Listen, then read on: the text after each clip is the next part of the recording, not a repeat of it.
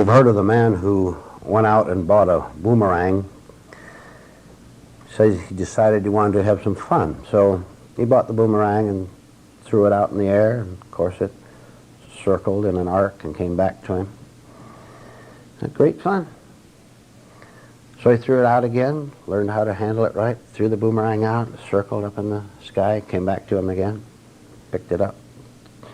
Did this for a long time, had great fun with the boomerang, which always came back to him. Then he tried to throw it away because he got tired of it.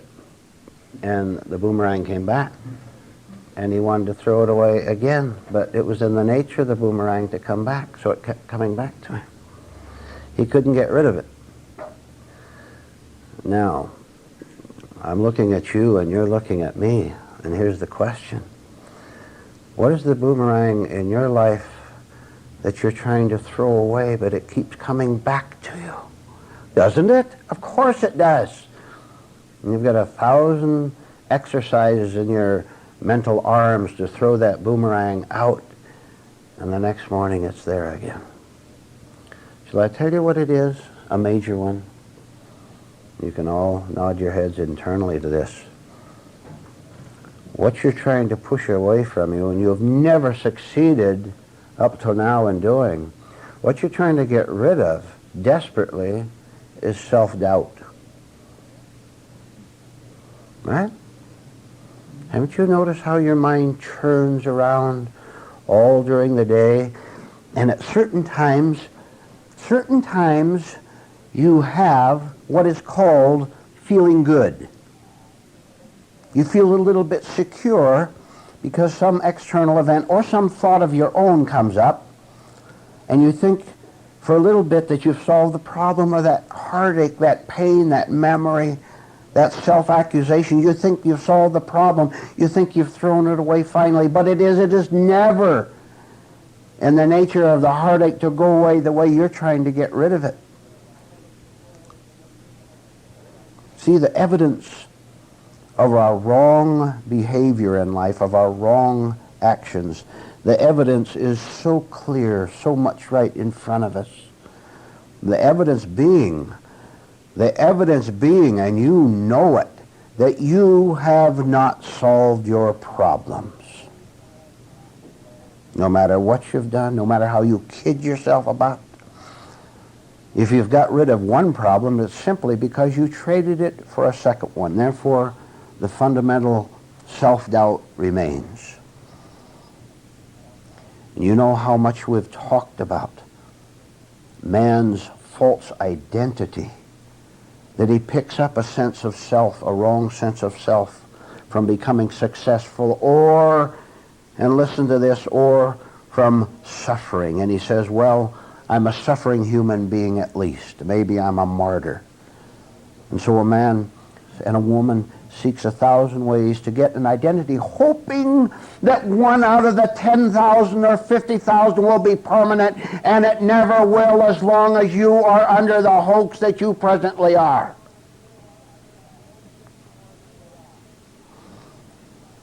Something drastic is going to have to be initiated by you. What's going to have to happen is for you to meet someone or something who is unlike you. I said you're going to have to meet someone who's unlike you so that you can listen to something that is not a part of your present nature. And oh, what a difficulty we're in now. You see, whether you're aware of it or not, you always associate, cling with, flock together with thoughts, other people, events, experiences that are already like you. You associate with the familiar, you associate with your old thoughts, your own aims, your own fallacies. You associate, in short, with everything that is already like you, with your friends, with your relatives, with your ambitions.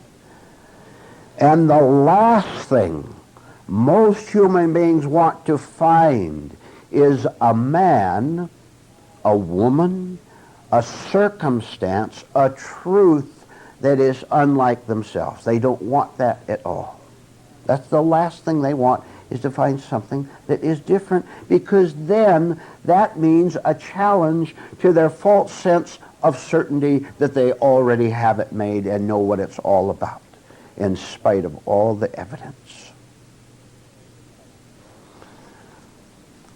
When you meet truth, a particle of it, when you meet it for the first time, there's a sensing from your old nature that you are meeting something that is unlike you, and you begin to get nervous, and you want to push it away, and you want to run away, and you want to find excuses and justifications for not wanting what you have encountered, because you think that it's a threat to you.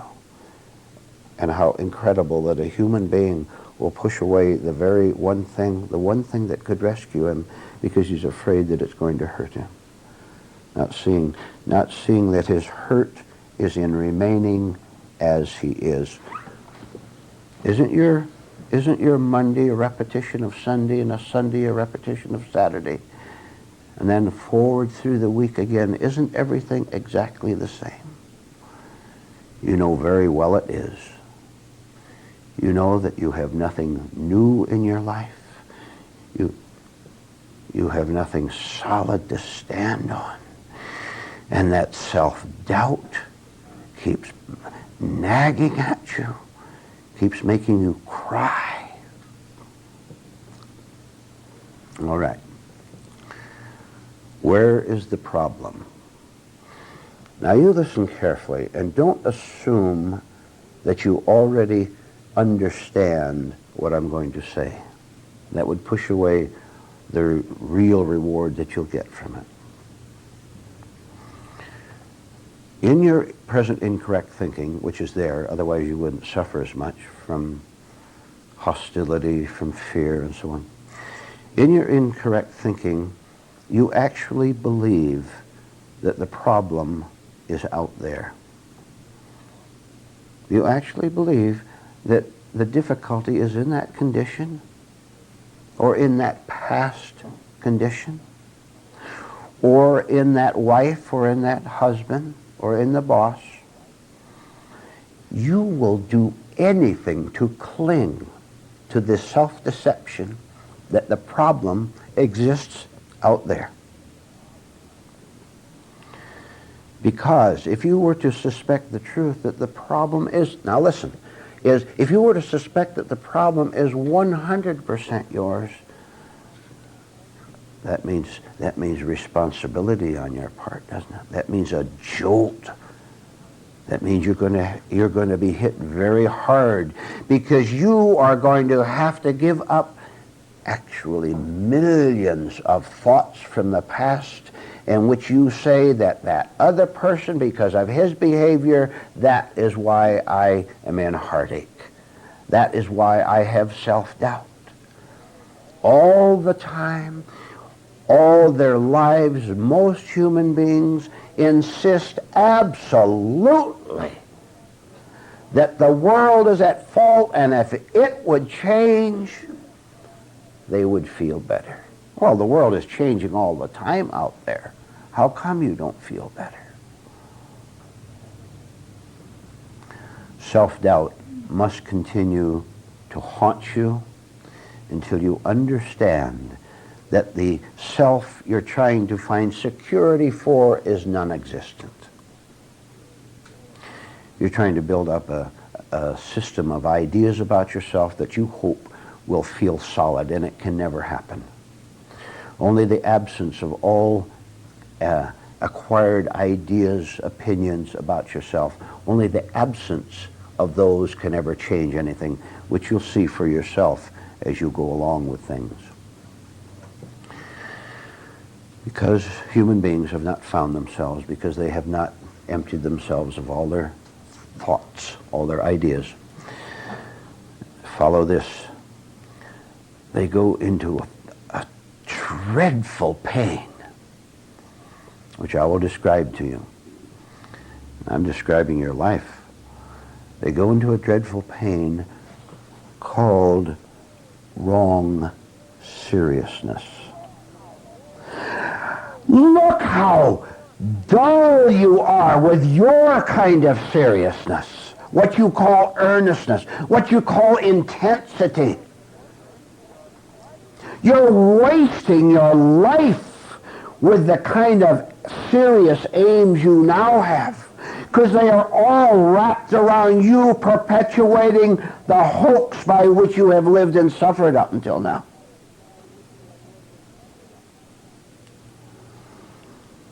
If you could begin to see through, just tonight, begin to see how all your so-called serious ideas are simply one or another form of depression.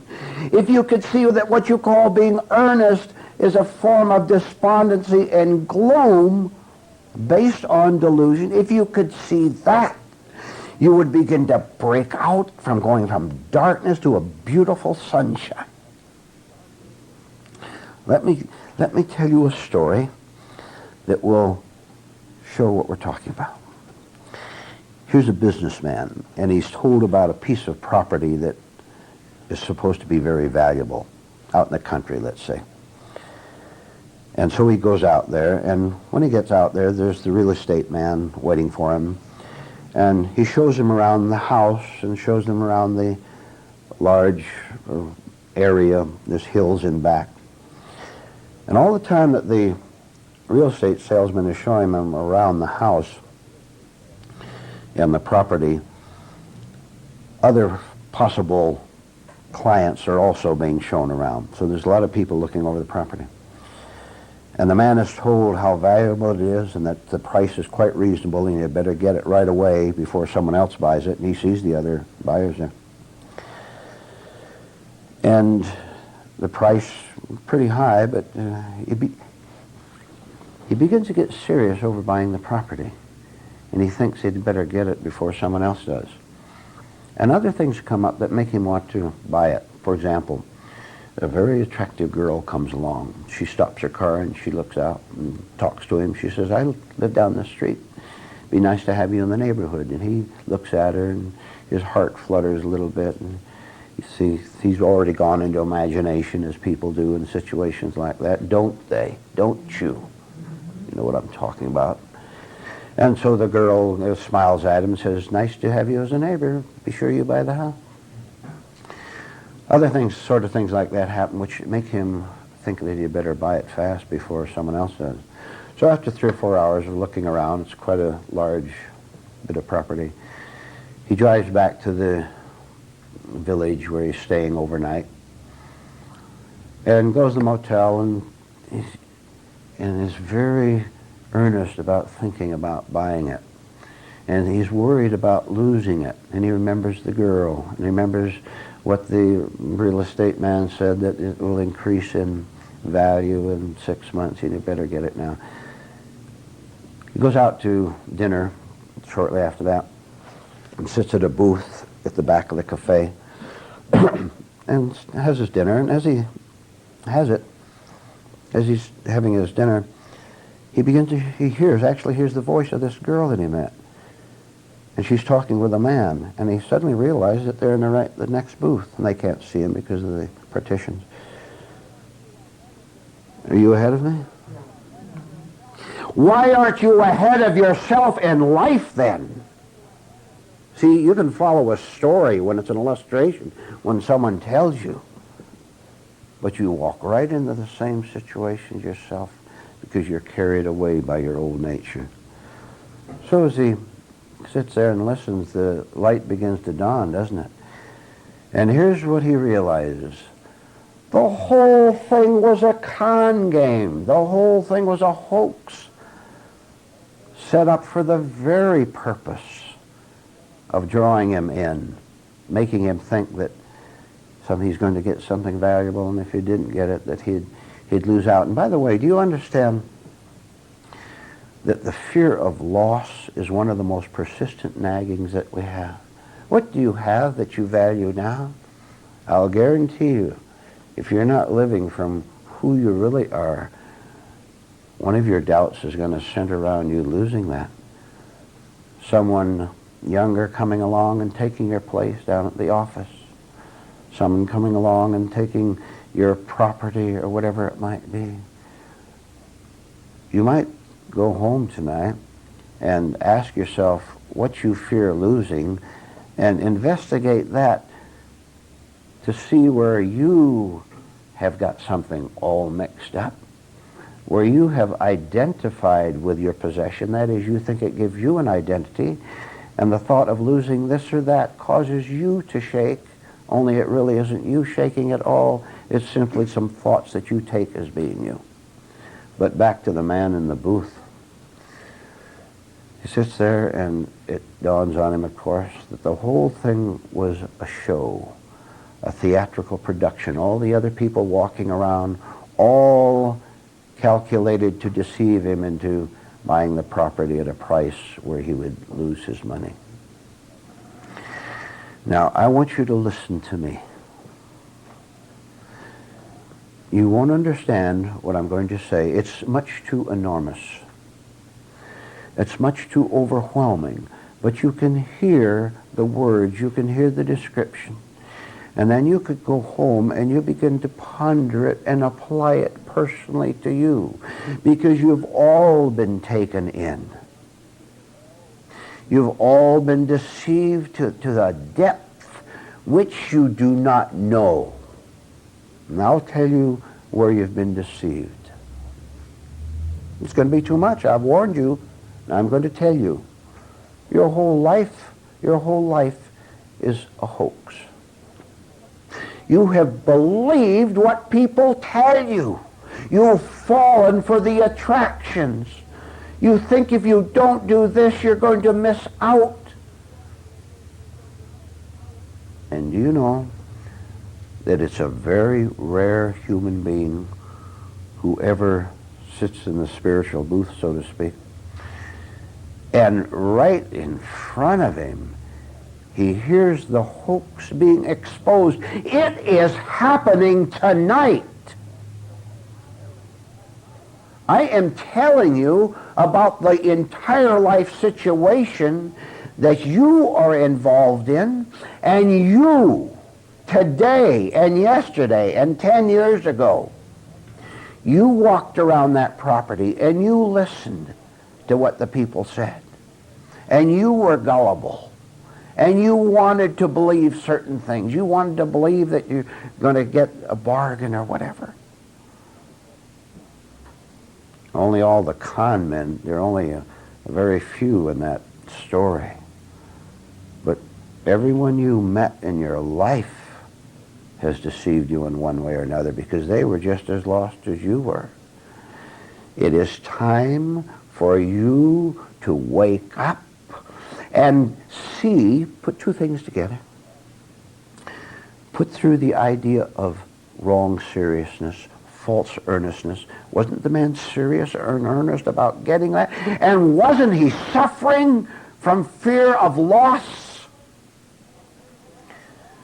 You put all these facts together, and you will finally see that all your pain, all the pressures, all the anxiety was unnecessary because you didn't see what was put over on you. You were taken over by your desires as you walked around and you saw the hill in back of the home.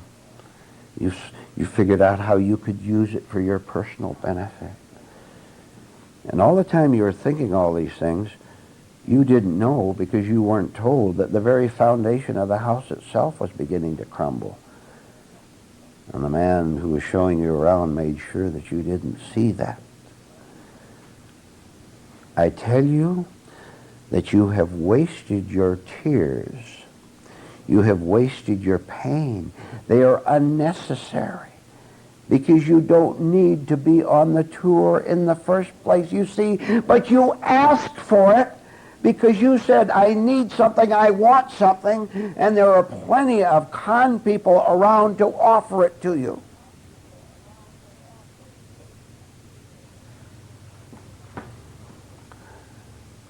Fact. Here's the fact. Right now, as you are listening to me, unknown to yourself, you don't know it. You don't know it. I am telling you that you don't see it. You are under a hoax. You're believing it. You're going along with it. You're suffering from it. And I am telling you tonight, you had better remember what you've heard, because I have exposed for you. You're sitting in the booth and you're hearing the whole thing being clarified for you right in front of you. You're hearing the facts. You're seeing through it. Then are you going to go out of here? Are you going to go out of here with a new attitude that says something like this? All right, I'll look into things. I'll look into seeing where I'm anxious over something. I'll see whether that is indeed a hoax, that I don't have to be anxious at all. I'm telling you, you don't have to be anxious at all. Because you're anxious because you have all these doubts about yourself based on a false idea of who you are. Very, very sadly, let me tell you something sad about you. I mean, too bad. It's too bad that you persist in it and keep it going. Think with me now. Have you ever noticed how you're afraid in life with other people and in life in general? Have you ever noticed that you're afraid that you're not going to get a warm welcome? Oh, come on. Come on. Wherever you go, you hope you're going to see someone smiling at you. You hope you're going to meet someone that tells you that you're okay. Come in and be welcome. As long as you want, listen, as long as you want to be welcomed by this world, you are going to be its victim, because you are first of all the victim of your own delusions. Look where we've tracked it back to. Don't you ever again blame those people who put on the stage performance for you, as they did with that man. If you blame them, and just to begin with, you're being dishonest, aren't you? Look, when that man walked out of that booth after hearing what he had heard, when he walked out of that booth, was he still in conflict? Did he still have any problems over worrying about whether I should buy that property or not? When he knew the facts, he was free. Likewise, when you can see what is going on inside of you that shouldn't be going on inside of you, greed and acquisitiveness, wanting to be ahead of other people, wanting certain ideas that'll give you comfort, wanting to be welcome. When you see what is wrong inside yourself, you'll see that the only reason people can ever deceive you is because you have first allowed yourself to be deceived by your own mind.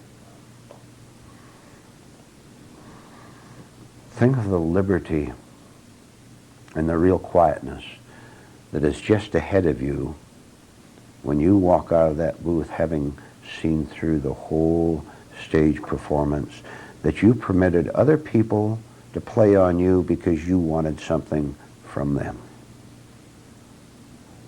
Oh, I cannot describe to you the relief you'll have.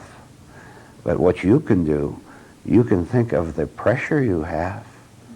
You can think of the anxiety you have. You can think of the yearnings, the false yearnings that you have. And then I will tell you, if you want them to evaporate, they will. So never again, ever go anywhere in this life, and I said anywhere, to a friend's house, to your own house, to the employment agency. Don't go anywhere hoping that other people will welcome you. This means you're weak, and they will know it. And the con game begins, because they studied you. They looked at your eyes. and they looked at your manner. And even though they're filled with self-doubts themselves, they can recognize you. They saw you coming. When they looked at you, their own self-doubt started to stir up. And they said, I am going to find out who I really am by getting something from him or her, whatever they want from you. Could be 1,000 things. You know that. And so they deceive you in an attempt to make themselves feel secure, but that won't work. It can never work because it could never work in your case. And so we have two pathetic human beings meeting and hurting each other. Will you learn what it means to walk through this whole world all by yourself? All by yourself, accompanied by your real nature. See, that's what it means to walk all by yourself. To something, your real nature, have something higher than what you were before. Do that and you can walk anywhere in complete freedom and nothing can ever harm you again. Men and women look out at the world and weep. And what they weep is, so much is expected of me, so much is demanded of me. Everyone and everything seems to have a claim on my time and on my services and on my very life. And this cry is daily, and it's painful. They say, why was this great burden put on me here in this life? Everyone wants something, and I'm unable to deliver it. And even when I do, they want more. There doesn't seem to be an end to the demands upon my whole life and my energy and my finances. Everybody wants something from me. Why? And you learn right now that that is a false question. It's a question coming out of ignorance, of a lack of understanding of who you are and what you're supposed to be doing here in this world. You know, if you were here to try to satisfy everyone, you can see for yourself it could never succeed, correct? And it never has. Because when you make that cry, in one sense, it is correct. There's no way you can satisfy the demands. There's no way you can give the world what it demands from you. And if you think that you can ever achieve that position by power, by wealth, by security, you are deluding yourself. So what's the problem? Here's the person who cries out, who shakes, and is very angry at this world, who seems to be pressurizing him all the time. At the very same time that this individual is lamenting his lot in life, at the same time he or she is declaring that he or she understands already what life is all about. I want you to know at the very start tonight that the inability to see contradictions in oneself is a very basic problem. And I've given you one already. Here's a person who cries out and says, I don't understand why everyone wants something from me. And yet, there is another part inside that individual that says, I know what life is all about. I know what I am all about. I know exactly how to vote at the next election. And I know exactly what books to read. I know exactly what social formulas to follow. I know what life is all about, this person is saying. And what they know is false. What they know is that life is something in which you have to go out and fight for yourself. Fight to keep yourself intact, not knowing that that really means that they don't understand it, to keep your ego intact. Why should you keep your ego intact? Why don't you just let it fall away? But that question never comes to an individual. So a person says, unconsciously to himself, he's not aware that he's saying this, he says to himself, assures himself, while shaking about it, I already know what life is all about. Don't tell me. I have my religion. I have my philosophy. I have my ways of action. Don't tell me to do anything else, because this is the way it should be. This is the way I know is best for me. All right, now that's one side of it. That's the South Pole. South Pole over here. Way over here is the North Pole. And what's on the North Pole? A wrecked life. A nervous life, a life that has no contentment. And a life that starts off in the morning and doesn't really end till the next morning, of agitation, of confusion. And how do you like this one? A day of constant self-doubt, in which a person searches around and he says, now, this association or this activity or this thought or this philosophy or going here, going there, is going to give me assurance, and I'll never doubt myself again. And he comes out of the building or out of the house or whatever, and he goes right back into shaking because he doesn't know who he is. Look at the world of distance then. By the way, think of distance psychologically from now on. Can you do it right now in a very simple way? Do you live with someone that you're within a few yards of all day long, and you're 1,000 miles apart from them psychologically? Think of it that way. So here's a person in contradiction, insisting that he understands what is best for him, how to serve himself, and at the other pole, with all the world in between, is the results of living out his insistence.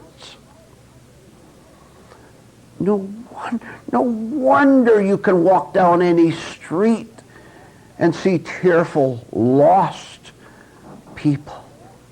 No wonder nobody knows what to do about anything. They really don't. And you sense that, and it scares you, and because it scares you, you do the wrong thing. You go into a wrong philosophy for yourself, life philosophy, and you join the gang.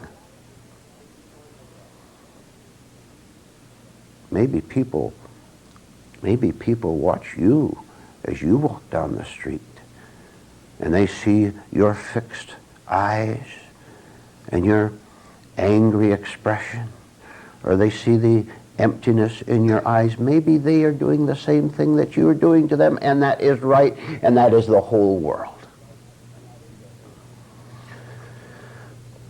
So human beings caught in this contradiction of saying they understand, and yet the results say the exact opposite, caught in this, try to do something about it. And everything they do only makes it worse, of course. Because if you start from a wrong idea, you're going to go ahead and produce wrong results. But here's what they do. Here's what human beings do in order to ease the pain, which never happens, of course. They say, I have to gain something. And then, I have to gain something. And then they start talking about what they're going to gain. I'm going to gain more respect from people. I'm going to gain a lot of friends. I'm going to gain activities. I'm going to gain a new religion, a new philosophy, a new way of thinking toward myself and toward life. I'm going to gain a new residence, a physical house. I'm going to gain education, on and on and on and on.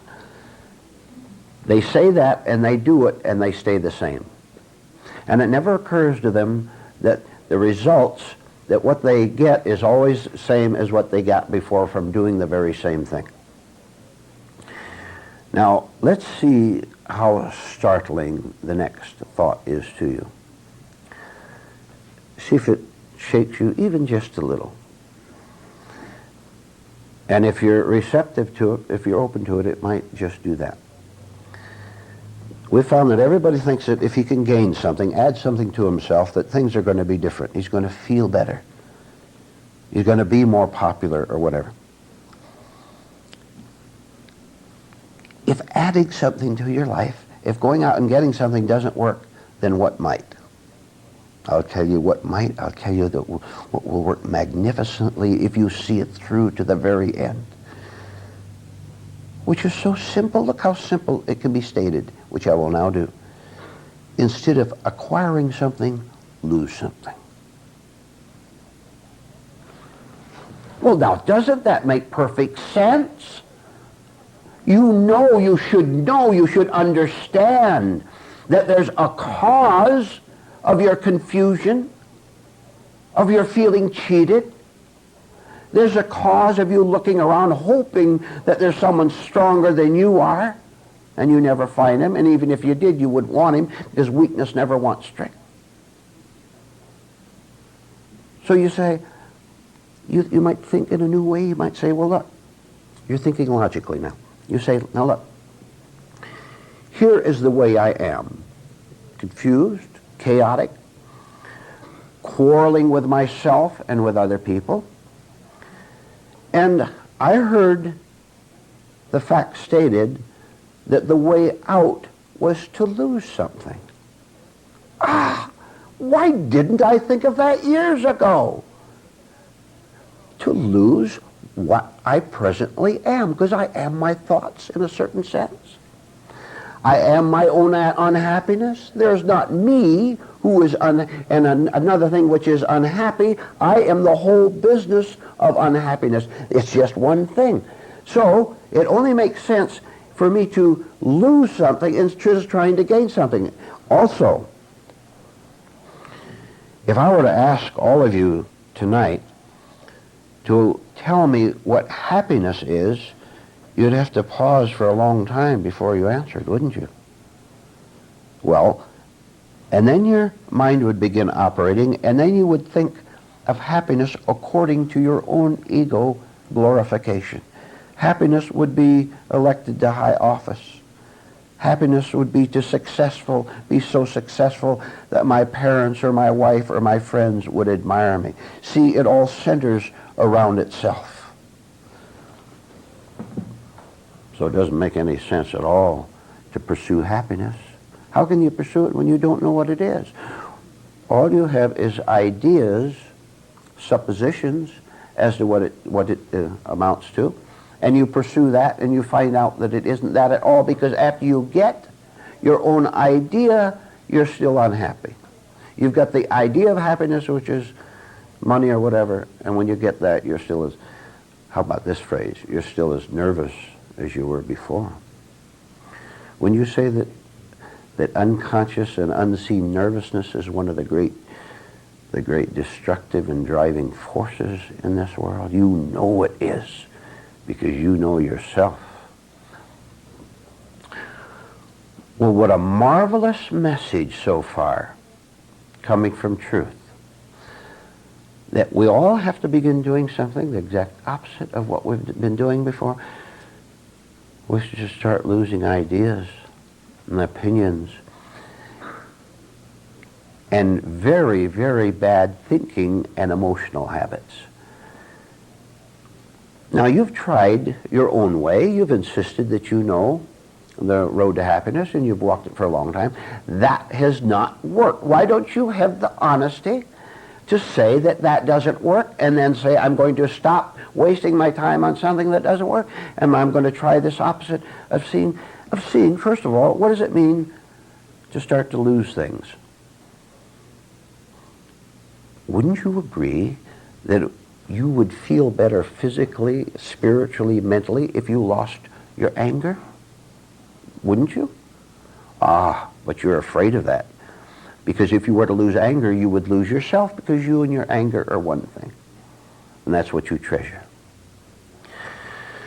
So here we are, caught in a very dreadful contradiction, and look, and afraid to see the fact of it. Because we're afraid that if we see the fact of it, something is going to be required of us something that's going to require us to be shaken up, to shake up all our habits, our whole lifestyle. We are afraid to go through something new and different. And unless you do go through something new and different, you will never understand what life is all about, and you'll never ever have the possibility of being a free and authentically good human being. You know the phrase, one's own worst enemy? Would you say that applies to everyone you know? Don't you know people who are wrecking their lives by the way they act, by the way they think, and by their stubborn refusal to investigate something other than their present ways? Of course you do. And you know in yourself that this is the way you are operating. So let's take one of these human beings and put him on a bus. He goes to a bus stop, and he's going to travel and have a nice time, he thinks. And when he gets on the bus, the driver in his nice, sharp uniform and hat, a little decoration on it somewhere, the bus driver gets this average man on the bus and tells him, we're going to have a nice trip. It'll be enjoyable, you can relax, and at the end of the destination, you'll be a happy human being. So he gets on the bus with several other people, lots of other people, sits toward the back where he can see the other passengers in the bus, and the bus starts off over mountains and through deserts and valleys. But he's a little tired. He decides to doze a little bit while he's traveling, so that's what he does. He leans back, closes his eyes, and the bus goes on. And as he dozes, he begins to notice that the bus is, after a while, the bus begins to move a little faster than it seems necessary. And notice that there's sudden jerks and pulls as the bus seems to be going around the corners a little too sharp. But he's in the habit of dozing already, and so he keeps dozing. And we're talking about human beings on their journey, you understand that? So after a while, one of the other passengers gets up and comes over and whispers something to him. And what this passenger whispers is, you better see who's driving the bus. But he's still dozed and tired, so he doesn't pay any attention. And he knows that increasingly the bus is going much, much wilder than before. In fact, he's beginning to get a little worried about it. Aren't you worried about the way your life is speeding along that highway? You are, and you know it. Aren't you? You'll have to admit it. Look, you're dozing in the bus, hoping to keep out the awareness of that something is going wrong. But you can't sleep, can you? You don't sleep very well, do you? Something keeps haunting at your mind that there's something wrong with the trip, with the life. Well, our passenger continues to doze, and a little later, another passenger gets up and whispers the same thing to him. He says, you better see who's driving the bus.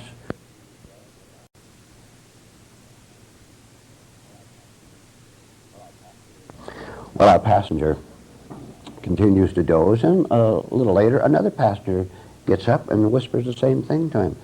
He says, you better see who's driving the bus. And he doesn't understand that, so he goes back to sleep. After a couple of days of this, he notices that all the people who had warned him about the bus driver have disappeared. They've got off the bus in some way.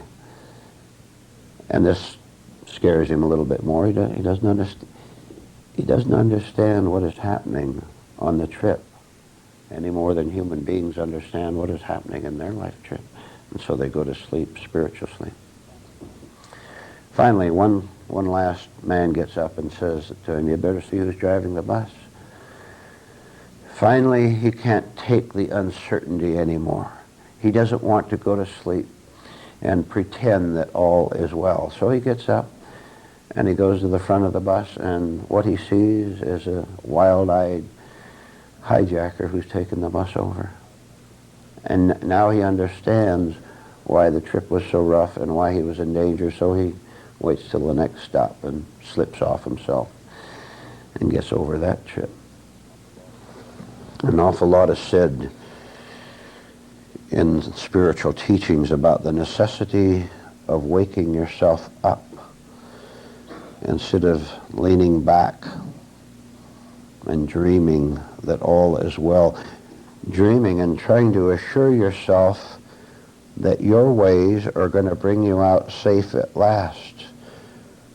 Haven't you ever inspected your own life enough to see through that fallacy, that folly, that all is well? You know that it isn't well. And when the truth comes along and tries to tell you different, you push them away and say, let me sleep, and you go back and doze. Well, who's driving your bus? What wild-eyed maniac has taken over, and you have surrendered your right to drive through life as you wish? You've sold it all for temporary sleep, temporary comfort. I'll tell you, learn whatever you do before another day goes by. Learn what it means to deliberately, consciously, voluntarily arouse yourself out of your sleep. You are in it. You are in it, and you don't know it. Something about you knows it. By the way, your friends sense it. They don't understand what's going on, but they know it because they see you operate throughout your day. They hear you unable to stop talking. They see the wildness in your eyes. They see how you look out in the world and feel oppressed. They know it, but you don't know it. You don't know it. You simply suffer from it. And you try to do the impossible by shoving away the horrible realities, which you call horrible, by shoving them away with beautiful dreams. Leaning your head back on the bus, closing your eyes, and dreaming of a beautiful future. Dreaming of something coming along to the rescue. Why don't you do what I'm going to illustrate for you right now? Do it spiritually, psychologically. Why don't you straighten up in the bus? Fight the sleep! Fight it by straightening up, opening your eyes, looking around. Look out that window and see where you are. You're on the edge of a cliff. Don't you read in the newspaper or see on TV every night that people go over the cliff? That is, they suffer some kind of a disaster to themselves. You name the disaster, and human beings suffer from it because they don't wake up and see where they are and go to the front of the bus and see that their whole life up to this point has been one shaking and trembling after another because they've sold everything for a few hours of slumber. You study now, long and hard, what I've just illustrated to you. The idea of arousing yourself out of your sleep, and it will hurt. I am telling you, it will hurt because you're not used to waking yourself up.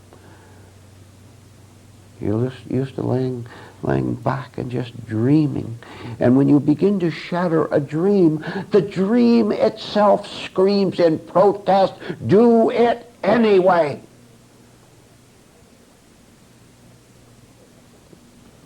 Good will happen to you, not bad. You see, you now take the dream state which you live in and which takes over your whole life. You take that as being the good state.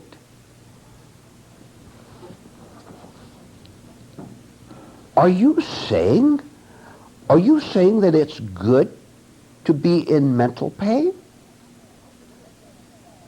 How could something bad be something good? You're putting labels on things and deceiving yourself that way. You put a label on a can of nails and call that print on the label peaches.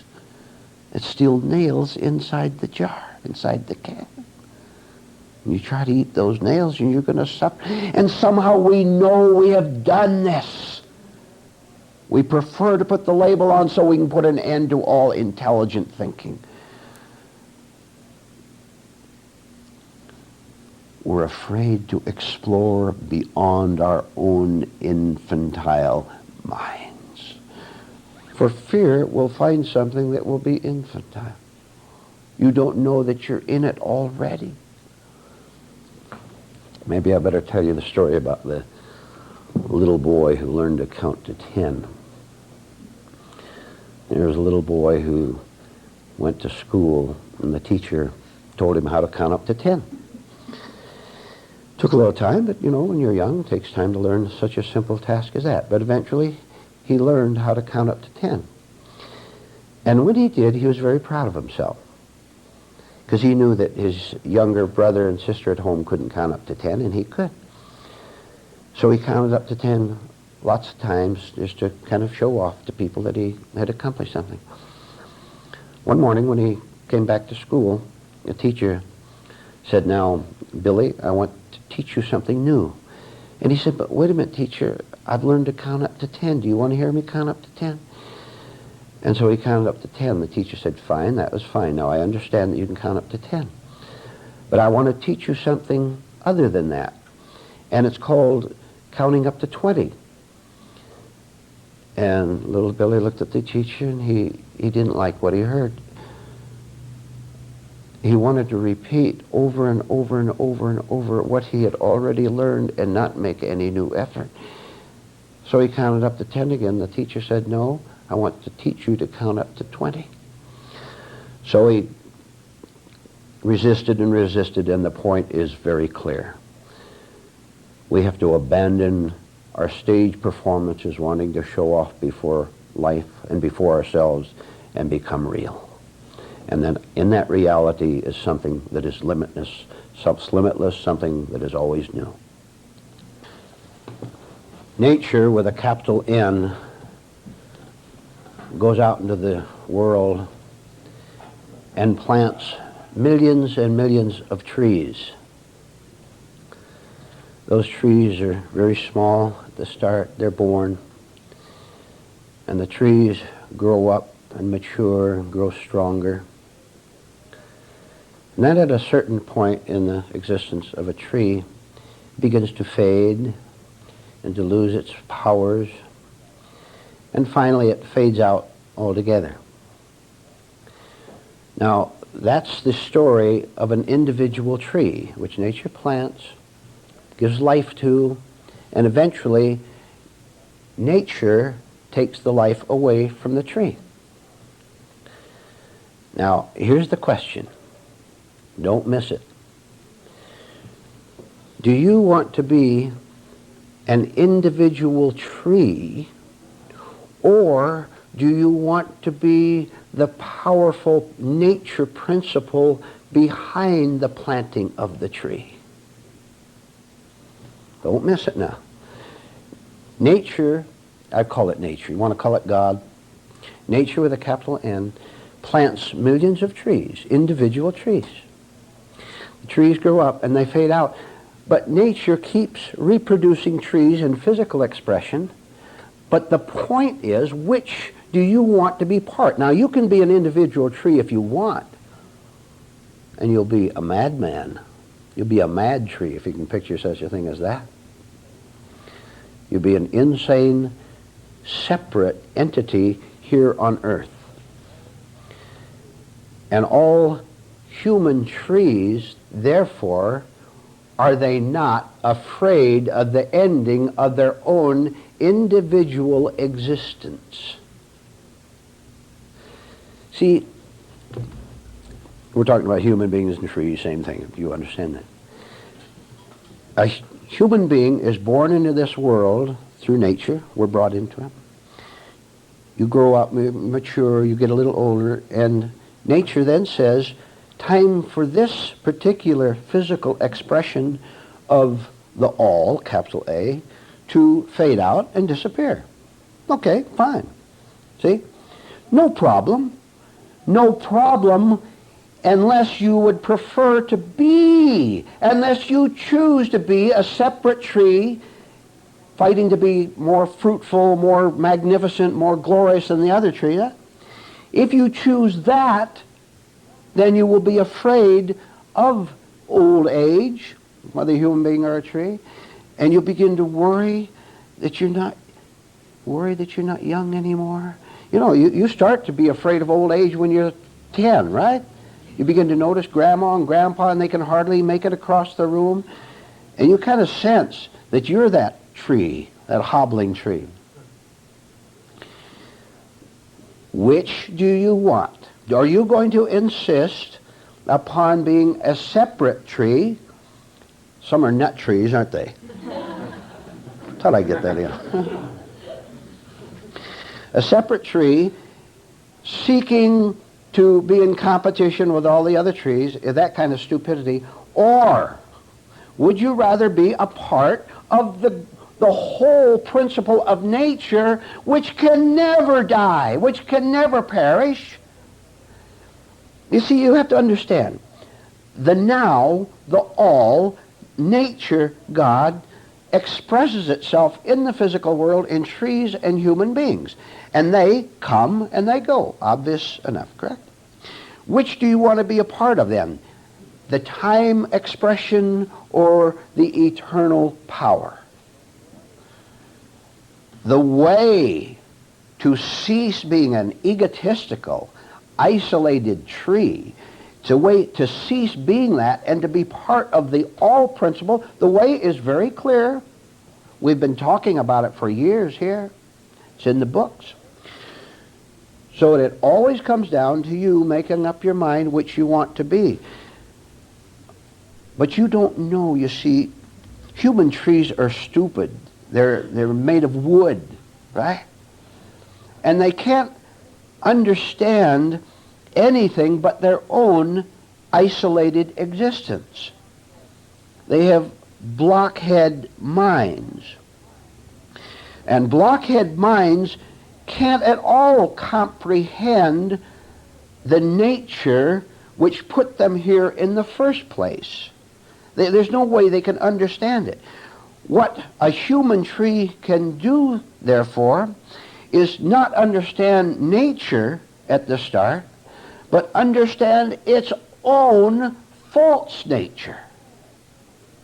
To understand that it's stupid, self-defeating, atrocious for a human tree to say, I want to live forever. That's not the way it goes. That's not nature's plans. The expression never lives forever. It's constantly being replaced. But the nature itself is eternal.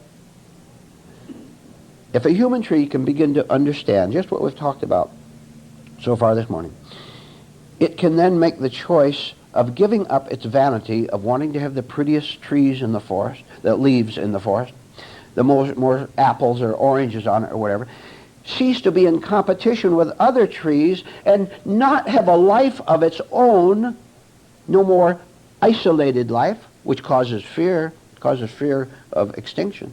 Not have that, but to see that it can have eternal existence by being a part of the eternal plan of God, nature, reality. You will feel and understand what I am talking about and what nature has offered, presented to every human being, as you understand the futility of trying to live forever in your present state.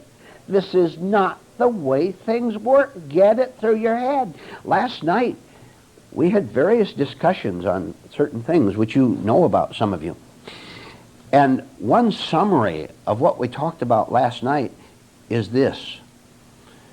You, in your old egotistical nature, you can't win. You can't impose your own ideas on God, on other people even, only in a very sick way. You just can't win. So why don't we all lose and see exactly what that loss consists of? And you will someday look up to heaven and you will say, thank God for what I lost. What I lost was a sure plunge toward extinction because I was simply a very confused, mixed up, egotistical individual who didn't even want at one time to study these ideas. Is God eternal? You know that. There's something in you. It must be something behind this coming and going of human beings and of trees. There must be something that starts the tree, says, okay, fade out, then starts another. If you want to be a part of the thing that lasts forever and forever and ever, that is out of time, then it means the surrender of the blockhead mind, of the tree mind. Do that, and you will understand what I'm talking about, what reality is presenting to you. So, carry the illustration a little farther. Here's one little tree way out in the prairie, all alone out there. The description of that particular tree is isolation. Separate? Don't you feel separate? You're separate even from other people in this room. You're afraid of them, for example. Isn't that separation? Look, you go like that. You don't see yourself going like that, but internally you're doing that, so you're separated. You cannot throw yourself all together in your own life. I was watching that the other night. Someone at the piano there. I was seeing isolation even in such a simple thing as playing the piano, where this individual, because of internal problems and blockage and misunderstanding, could not be one with the music, one with herself in expressing. Now, have you ever seen an instance of an individual, maybe at the piano or doing anything, where they and their action was one undivided thing? There was no strain. It was beautiful to you, wasn't it?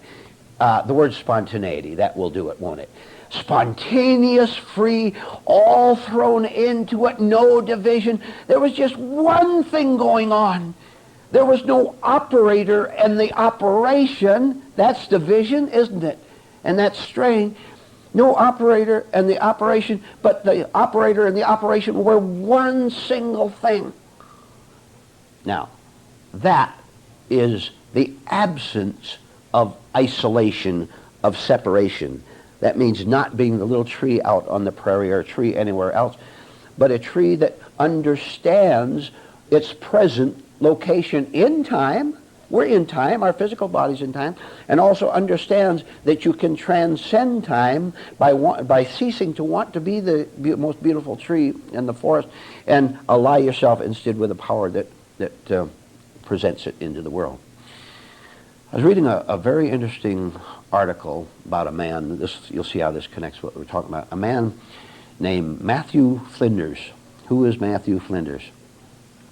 He was a British navigator, Englishman, who, a couple hundred years ago, he sailed all around the world, especially around Australia. And as a little sidelight, he was one of the first navigators, captains, to notice that if you had iron in the ship, anywhere in the ship, it would throw the compass off. He studied it. He saw how they were trying to go in a certain way, and the compass would go off, and they didn't know why in those days. He finally connected with some iron somewhere back in the cabin or whatever. And so he removed the iron, and the compass went right. There's a good illustration there. Get the iron, the junk away from the steering mechanism, the guide. Let God have his way in guiding the ship, so to speak. But more about Matthew Flinders. Good point. One day he was sailing from Australia with a full crew going back to England And 800 miles out, they hit a barrier, a reef. I'm not sure what a reef is. I guess it's a coral thing, a little island or something like that. Anyway, they hit a reef and the ship sunk. So they're all stranded. Apparently it was an island where they could stay. So they all clambered off the sinking ship and got on the island. And before the ship went down, they got from it one of the smaller boats they had on it, a large oar boat, I guess you call it, oaring boat. So Matthew Flinders left most of the crew on the island with supplies, got in this small boat, and set sail to go back to Australia to get a rescue ship to come back to the reef and then take them on to England. So he set off, left most of them there on the island, and went back to Australia. Here's the point, spiritual point. Imagine the thoughts of the crew left on the reef. Let's say half of them were worried. Is this captain reliable? Is he? Look, they're isolated, aren't they? Look how isolated they are. They're at the mercy of one man's whim. Maybe he decided. Some of them thought that maybe for some personal advantage, the captain would forget about them, just leave them there to perish and go on his way for some reason or other. Or what if the ship sank, their little boat sank on the way back, so they wouldn't be able. All these thoughts would go through your mind if you're there, wouldn't you? So here they were, worried about their position. The other half of the crew knew the captain. They understood him. They knew he was reliable. They knew he was an honorable man who would never desert anyone. That he was skilled. You have to get a little spiritual application here. That he was stronger than the waves, which truth is, of course. They had no problem at all, did they? This is what they call trusting reality, trusting God. So anyway, to conclude the story, the captain finally got back to Australia, got a ship, came back, rescued the rest of the crew, and they went on to England safely.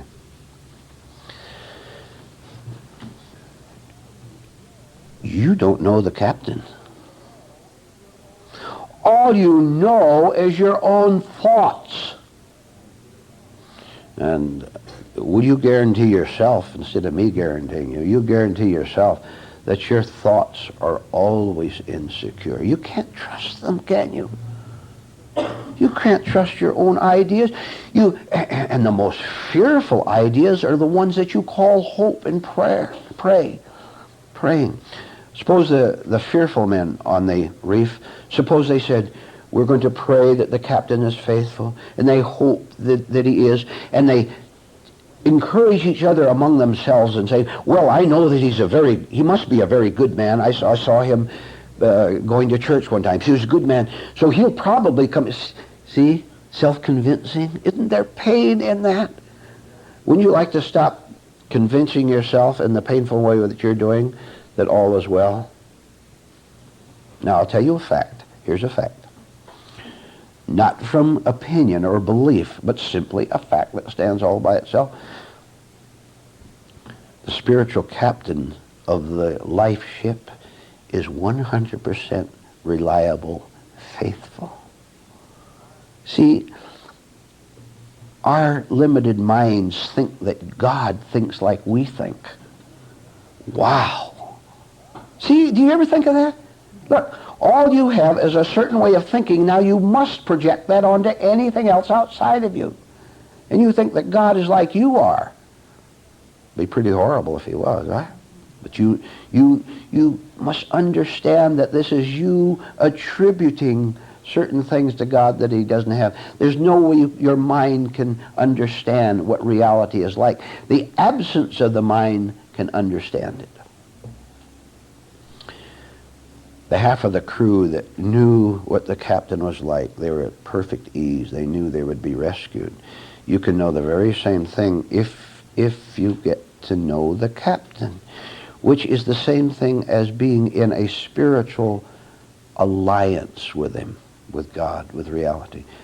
To know what he is like by dwelling with his spirit. what prevents it.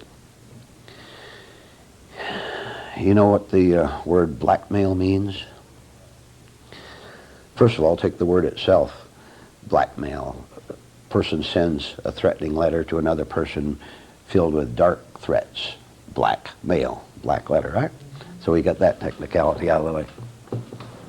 Blackmail means that one person knows or thinks he knows something about another individual and sends him a letter or tells him personally, unless you pay me, I will expose you for what you are, the criminal act you committed or some secret that is known about them.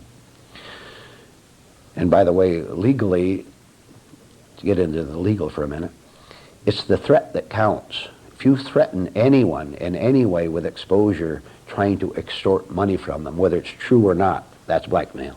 It's the threat. Guess what? You are the blackmailer and you are the victim. Right? Who else? Who else? We're talking about your personal life, about your inner condition. And this is where the idea of understanding the great number of people inside of us will help. There's all kinds of things, and one of them is the blackmailer. Now, think for yourself. You do a little work. Have you ever threatened yourself? Accused is better. Have you ever accused yourself of something? You do it all the time, don't you? Have you ever been look at all the parallels in the blackmail that we're talking about. Have you ever been afraid of exposure? That someone is going to find you out? Now look, the problem is human beings will not find themselves out. They won't find out, for example, that they are egotistical trees wanting to be prettier than the next tree. We refuse to find ourselves out for fear of what we see, of course. The blackmailer has no chance at all. The inner blackmailer inside of you has no chance at all as long as you understand what is going on, and then you transcend, and I'll use a term commonly used in spiritual books, which we can do better than, then you transcend mental dualism. That means transcending the opposites. That means transcending both the blackmailer and the person being blackmailed. If you understand that you yourself have called yourself a victim and that created the blackmailer, if you understood that, both the blackmailer and the victim would disappear. And these are simply wild, stupid, self-centered thoughts operating. I've told you the very fundamental, foundational reason why human beings indulge in accusing themselves and then being afraid of the accusation. Because then you can be the all-powerful blackmailer who's going to get something, going to get money or an advantage of some kind. You can switch your identities as often you want and still feel safe, but it's not safe at all.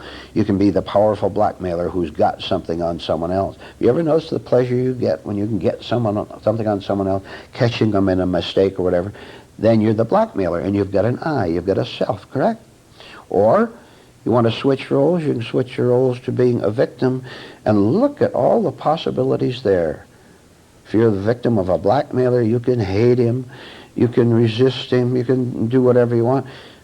But you're a person who's being blackmailed, and half the world is one and then the other, and then they switch back and forth. Look at the individuals and the groups that love to be victims. You're a victim of the blackmailer, victim of other persecuting people. So it is really the false pleasure, false security of being able to call yourself this or that, and that is what must go. You won't be talking to yourself all day long like you now do, first taking this side and accusing and then striking back with the other voice. How many of you talk to yourself? Huh? Idiot conversation, right? To make it even more stupid, it's two trees talking to each other. Two potential blockheads talking to each other. There is great pain hyphen pleasure in being victimized. Circumstances, by circumstance, how many of you are in circumstances you don't like? You're all in internal, if nothing else. You're in certain circumstances that you don't like. I'm talking about psychology now, the inner for now. You're in circumstances you don't like. Why don't you give them up? They exist in here. They exist in your world of isolated living. Why don't you give them up right now, so that you can walk freely? By the way, a tree is fixed in position. It can't go anywhere, can it? Can't walk anywhere. Excuses. Let me tell you who you hang around with. Let me tell you who some of your favorite friends are. Excusing thoughts. You understand that? Do you understand that you're always giving yourself a way out why you shouldn't face yourself, why you shouldn't get rid of both the blackmailer and being the victim of the blackmailer? Search out and see why you hang around with dozens of thought excuses which you don't see. And this is why, see, that my difficulty in giving you a talk is that when I tell you something, give you good ideas, you can't personalize them. I say that you have a gang of excusing thoughts that operate all day long inside of you, giving you excuses for not working harder, for not abandoning egotism. And I say that, and you're listening to me, but your minds are molasses minds. They don't work fast enough so that the minute I give you the clue, you can't immediately go down deep inside of yourself and make a connection that would cause you to automatically nod. And that there is legitimate automatically nodding when you really see something. It happens, doesn't it? Because the little light shines and it expresses itself physically. It's proper, and most of the time, lots of time, for the inner to express itself outwardly. And you could nod, I see something like that. But when talking with you, you can't do that. So let's start all over, and let me remind you that each of you here is loaded with excuses that you associate with mentally for the purpose of making it easy on you. And the easier you make it on yourself, the harder you make it on yourself, because now you're going to have to stay isolated. There is thinking, which has its proper place, and there is seeing, which has the major place, because the seeing comes down and then can instruct the thinking, and then your thinking is all right. But of course, the seeing is the all, capital A-L-L. Now, question. During the talk this morning, where were you? I know you're listening to the words. Were you following the rule to take the words and the spirit behind it, which I know most of you are sensing, taking the spirit of what was said, and then excusing nothing inside, exposing your inner condition so that when these truths came out to you, they first caused a new confusion, which is necessary, because the new confusion is all these thoughts battling and not wanting this truth, but you're facing them. You're letting your old nature, your old thoughts come up so that when the truth comes in, it hits into them and they get scattered and don't know what to do. Were you in that state of a new confusion, which also a right part in you was sensed that it was the proper course? Because at the moment of the diffusion of your 10 different thoughts and selves inside of you, at that moment, as truth came in and scattered them, there was no single dominating self that could resist or would resist, because they're all scattered. So for a moment, there was an open space that truth could get in among all these darting thoughts, could get in and get past to your spirit. And when it hits the spirit, it hits a bell, right? And rings the bell in your mind.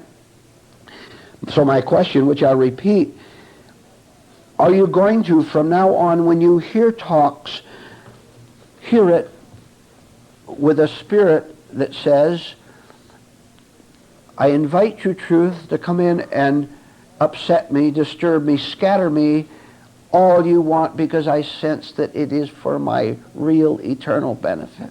I sense that. Do you have that sensing? All right. So from now on, when you hear talks, you will have the attitude of, come ahead and do whatever you want, because I can't do anything but wrong with my mind. When these truths come out, my mind distorts them, refuses them, or whatever. So from now on, I'm going to have an attitude of receptivity so that you, truth, can come in and get past my mind and teach me what I need to know in order to change inwardly. So we come back to the simple but beautiful lesson of self-receptivity, of letting truth do for us what we can't do for ourselves. How nice. How nice that that exists and we can have it. The path to heaven leads through hell. Do you understand that? We have to go through the agony of giving up our identity of being a separate, beautiful little peachy tree on the prairie.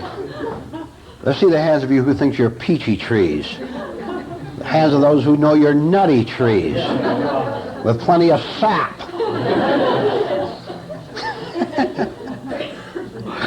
All right. Small examples lead to great examples. Small successes lead to major successes. But you have to start in small things. For this reason, for it to succeed in small things, therefore, we'll have talks only by people 3 feet tall or less.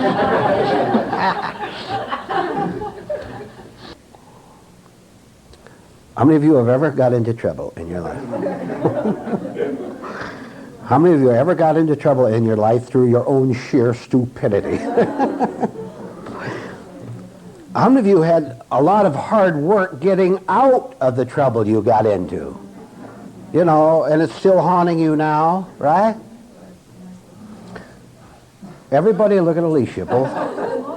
Whatever you say, that's All right. You see, look, do you know what you are? Oh, I better not tell you. You are one-sided people. You're lopsided people. You walk like that spiritually and psychologically. Now, here's what I mean by that. You know how much work and grief and trouble it is, and expense it is to get out of trouble once you foolishly fell into it, right? Now listen to how you're going to be balanced from now on by what I'm going to tell you. You have it has never occurred to you how much work it took for you to get into trouble. See, right? It's the first time you ever thought about that. Look at all the energy, all the foolishly spent energy, all the time, all the desires that you have, that you spent walking right into the trap, and then it closed on you, right? Now, here's the point. From now on, you will be balanced by seeing how hard you have to exert yourself to get into trouble. You really, believe it, you don't just fall into trouble. You have to work hard for it. And if you'd cease to work for it, you wouldn't head toward it, therefore you wouldn't fall over the cliff. Isn't that a new revealing thought? You better write that one down and take it, so you can see that your state of psychic sleep is the hard work, is the labor.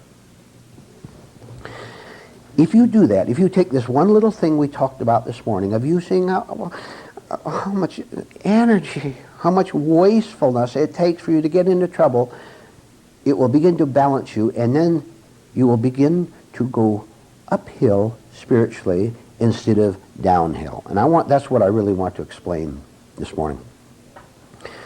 When you're born into this world, you're born in a state that is more or less level spiritually, psychologically. Everyone is. And we develop physically, mentally, along a level line. At a certain point, and then there's no fixed point, many points, the level line, spiritual line, psychological line, begins to change. It either it ceases to be level. It always ceases to be level, and it either starts to go uphill or downhill. Now, the beginning decision that you make, which is made by you choosing downhill or uphill in one sense, starts after you've had a few experiences in life, and it could start as early as 8 or 9, 10 years old, where the pattern that you develop begins to show itself in either uphill or downhill living. That downhill means very simply you get unhappier, you get more confused, you get more hostile. Criminals are always on the downhill road. Few people, as you should know by now, ever leave the level in order to go upward. Almost everyone goes along the level. Then, I'm just pulling this figure out of the air because it's over a period of time from the time they're 8 to the time they're 20. The decision has been definitely made for downhill with most people, which, as I said, means that they're going to be desperate human beings for the rest of their lives, pretending that they're all right, pretending that they have the answers while suffering from the agony of knowing that they're deceiving themselves.